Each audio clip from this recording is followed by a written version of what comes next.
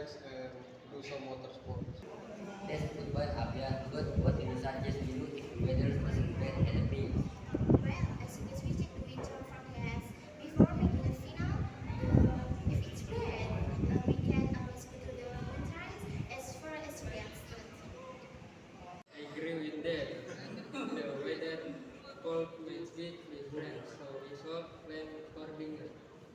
I still think the beach is the best option. If even the weather is not perfect, we can do. There's still a lot we can do. How about we all agree? If the weather is great, we go to the beach, and if not, we get to the mountain. What do you all think? That sounds like a good plan to me. Yeah, okay, yeah. Fine, I can go with that too.